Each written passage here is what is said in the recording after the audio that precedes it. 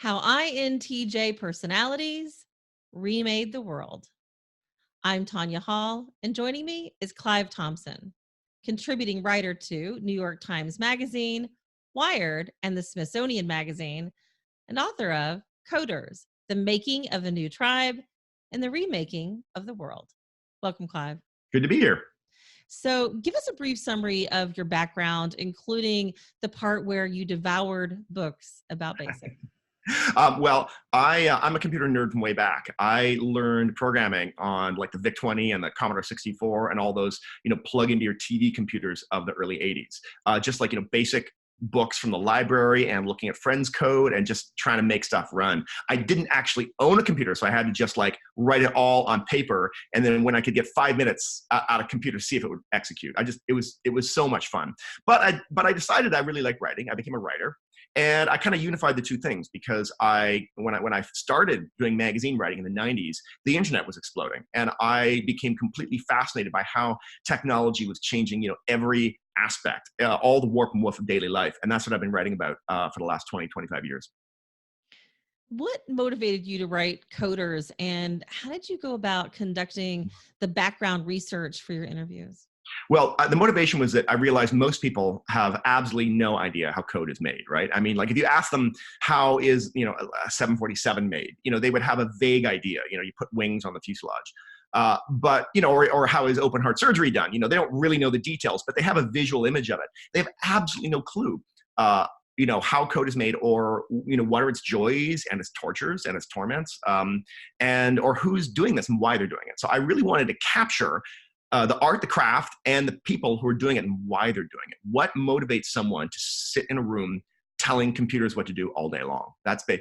So as for the research, it was just calling up developers up and down like the stack, from literally the founders of Instagram and Netscape on down to like the person managing the JavaScript for your local bank and everything in between. I wanted to capture an incredibly wide range of people who do development. You open the book with a chapter titled The Software Update That Changed Reality. And the part that intrigued me about that chapter was that the person behind the update was a young woman. Mm-hmm. And I guess I want you to talk about that. Tell us Sure. about Ruchi and what she did. Well, she was an incredibly interesting story because people forget this, but in 2005, 2006, back when she joined Facebook, nobody wanted to work for Facebook. Like all the actual serious developers thought that this social networking stuff was a total fad and it was going to implode, and no way in hell were they going to join this crazy little startup where people are just posting pictures and like stupid updates of what they had for lunch. So she, on the other hand, actually went the opposite way. She got a job after she graduated. She got a job at Wall Street being a coder for a bank. Took one look at the cubicles and was like, I can't do this. Quit on her first day, turned tail, left, fled to San Francisco, worked for Oracle. And then one day, a friend of hers brought her by Facebook. And she thought it was like just awesome. She thought like this was code that was changing the world. She could really get what they were doing and the scope of their ambition. And so she loved them, and they needed developers. So they hired her, the first female developer for Facebook. You have a chapter about the INTJ personality type. Yeah. Mm-hmm. What is it about coders that makes this Myers-Briggs personality category so prevalent? Well, the first thing is like it requires you to sit alone for a long time staring at a screen, right? So that is going to select away a lot of the extreme extroverts. It's not to say there aren't extroverts there are, but they're probably in the minority. It also requires you to be extremely logical, to break complicated things down into little steps, and to be extremely meticulous. Like the slightest, the slightest piece of punctuation out of order can destroy the whole program. So it's people who are like, logical and very meticulous, almost to a fault, as they would tell me. Like, they can become kind of those annoying people in conversation. Who are like, what do you mean? Say what you mean more clearly. So they're like that, and they're also. There's some things I was surprised. They're really good at enduring frustration because coding is unbelievably frustrating. Nothing's ever working. Everything's always broken. And they're really into efficiency. They love taking things that are rote, or boring human tasks and automating them. That literally gives them the biggest thrill on the planet. That's one of the things that really keeps them there. You say that coding is endless hours of brutal grinding and frustration. Why? Well, it's because there's so many ways for software to go wrong, right? The first one could be something simple, like you made a slight typo, and when it goes wrong, like the interpreter doesn't often give you. Sometimes it gives you absolutely no clue what's going wrong. It's just sitting there, glowering at you, paring its nails, waiting for you to not suck, right? And so you're scratching your head and pounding your face against the keyboard and going online and trying desperately to see if someone has the same error.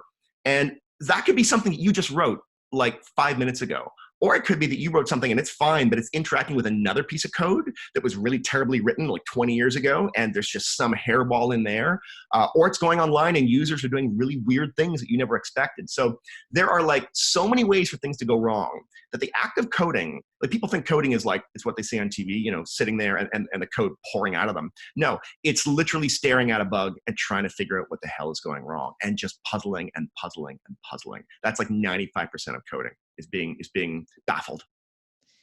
In those early wild days of computing and the internet, it's easy to visualize a coder as also being the problem-solving visionary who changes Right. the world. I think kind of Mr. Robot-like, right? That's right.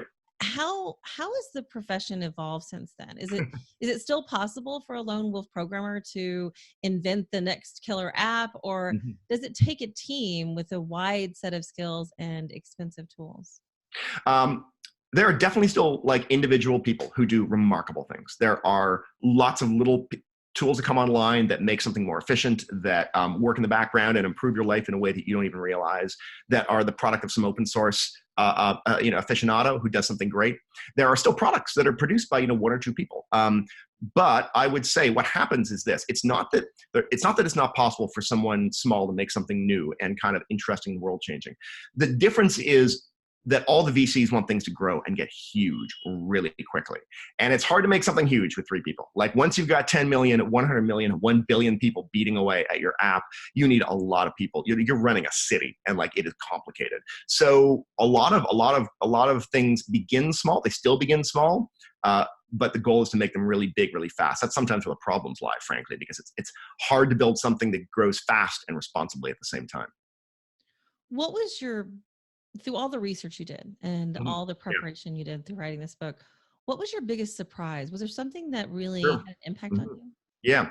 One of the things that was fascinating was this history of women in coding, right? Because I was sort of dimly aware that there was kind of more women involved in coding in the 60s and the 50s.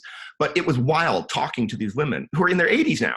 And they're all like, oh, yeah, like I graduated from music at Wellesley, and AT&T came by and was like, we need coders. And I missed the interview process. So they sent me a ticket to fly me up to their office just for the interview, and they gave me a logic puzzle and I passed it and they hired me. And then she went on to become like a rock star coder. Like the door was so open. There was no gatekeeping. There was no preconceived notions of what a coder looked and walked like. All they cared about was people who were ambitious and loved puzzle solving. And so in many ways, it was actually more meritocratic back in like 1960 than it is today. 27% of all the coders working in the US in 1960 were women. And in 2013, which is the last year I have good numbers on, it was slightly lower, 26%. So it actually went backwards. And that story, again, it didn't 100% surprise me, but the details, what a wonderful, just, wild west of opportunity it was back then, that really struck me. What do we need to do, Clive? What do we need to do to change that, to get more Sure. women in Couple things. More. If you want more women and more underrepresented groups in coding, you got to begin early. You got to do stuff that gets these kids who might be pushed away or never encouraged to sort of do coding, like in middle school, because the young boys still get kind of pushed to do that, and the young girls and the visible minorities don't. Right. So there's a lot of great groups, like Girls Who Code, and Black Girls Code are doing fantastic work. Code with Clossy at least summer camps. That lets you discover. Lets all these young women, the 10% of them who really are going to be addicted, they discover it and they keep at it.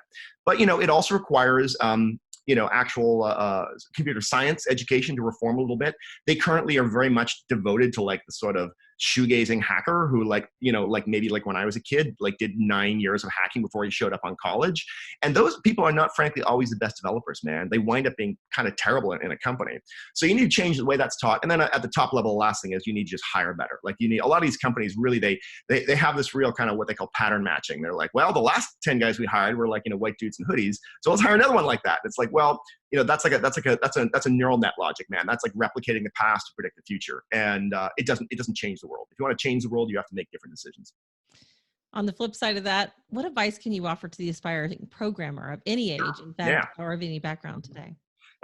First off is it's enormously fun. Like I would encourage everyone to at least try it. Like there's a huge number of online courses now. I use Free Code Camp and Code Academy and this amazing Python guide called Learn Python the Hard Way. And it was terrific. Like I'm not going to make him a full-time developer, right? Like I'm a journalist. But it was so fun, mentally fun to do that puzzle solving and to see things come to life. And now I like in my spare time, I write all these weird little apps that I use to make myself more effective and more efficient as a journalist, right?